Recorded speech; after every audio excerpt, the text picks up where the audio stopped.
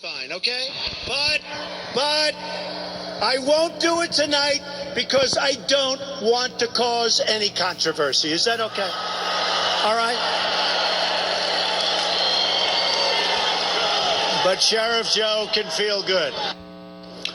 All right. Was that as close to the President of the United States can come to telegraphing an imminent pardon, in this case, for former Maricopa County Sheriff Joe Apraio? He joins us right now on the phone. Sheriff, very good to have you. Thank you. I miss you, Neil. It's very good to have you, Sheriff. Were you invited to this event, disinvited last night, just chose not to come? What? I was not invited, but my gut told me not to show up. This will be the first time that I did not show up for his rallies, but I didn't think it was feasible because of the possible danger. I didn't want to be the cause of any demonstrations, riots, and that type of thing. I miss not going. I've been to all of his rallies, but safety was more important to me right now, public safety. But to be clear then, Sheriff, it doesn't sound like anyone at the White House told you not to come. You made that decision. No one told me not to come, but no one said I was invited either. So it was my decision not to go, but I missed it. It was a great evening for me. I really appreciate the President's nice comments and support. And one day I'll go public and talk about the tremendous abuse of the process. And if they can do what they did to me, they can do it to anybody. So that's not coming up right now. We'll just see when I'll be talking about it. For those not familiar with the case, Sheriff, but this all goes back to a judge back in 2013 who said in the effort to go after undocumented immigrants, you were routinely fingering those of Latino descent, on that it was essentially racist.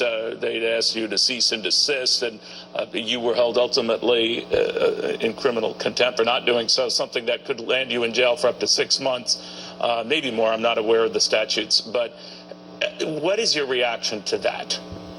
First of all, it started 60 days after Obama and Holder took office. That's when this started. And here we are now. I'm being charged with a misdemeanor, contempt of court.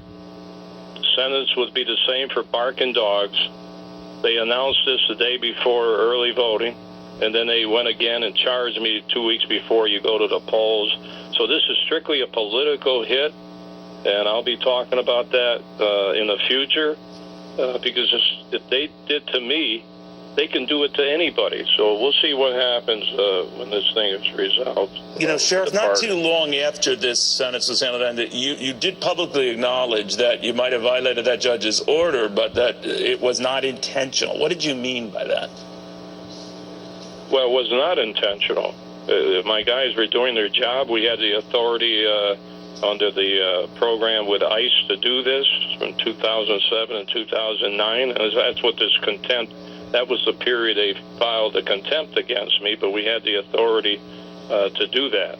I don't want to get too much into this legal situation right now, Neil, but I'll have my day to talk later on. Does it bother you that in the interim with all of this, you've been sort of held up as a poster boy for racism? I think it was the American Civil Liberties Union that criticized even the thought of the president pardoning you, that it would be account to an official presidential endorsement of racism. What did you make of it? Well, I'm not going to get into the ACLU, but they're part of this abuse of the progress and process, and we'll talk about that later. She can say whatever she wants.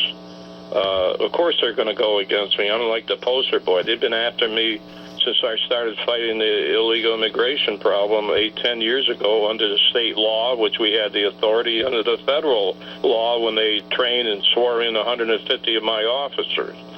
So, but we'll see. The bigger picture, once again, is the abuse of the process. Let me get your sense then of what the president was hinting at last night, Sheriff. Has he talked to you personally on the phone lately? No, he has not, and that's okay. Now, they put a press thing out that there would be no mention of this at the rally. But knowing the president, he has guts and courage, and my gut told me he was going to do it. Of course, everybody said no, but I know the man. So you think even in light of Charlottesville and what happened there, and that maybe that's why such a pardon, if one would be considered, is being delayed, do you think that's a factor here? Oh, I don't know, but he wasn't ashamed. He really went out there and talked about it. That's him. He's still in charge. He's the president, and I have a great deal of respect for him. I always will have, pardon or no pardon. I'm with him to the end. As long as he's the president, I will support him. I wish a lot of other people would do the same, including some Republicans. Now, you express frustration with Republicans. Do they include John McCain? I'm not going to get into that situation, but there's a few out there that talk public. There's some that don't talk about it. May do it behind his back. But why can't everybody get together? The Democrats and the Republicans support our president. He's a great guy.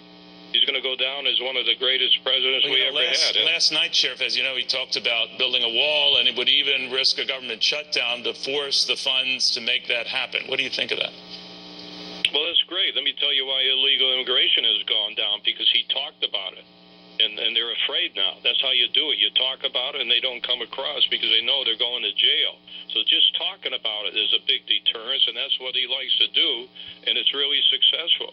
Although he doesn't get any credit for speaking out. But that's very important, whether it's foreign policy, domestic policy. Hey, go public. Tell everybody. Now, when you can. I'm not talking about sensitive situations, but let the people know what you're going to do, and let the bad guys know. He loves the cops. I know that personally. And he's going to back up the cops and the veterans. He loves and the military today. So that's the type of guy he is. Why should he keep it quiet? Every time he says something, whatever it do, they tear him apart. That's do you bad. get a sense, though, now, Sheriff, however this is resolved, I mean, maximum, jail time, 6 months, if they ever enforce that, you're 85 years old. Do you think a judge would enforce that? I have no idea, but I have two good lawyers now, and we're in the process. But hey, Neil, I got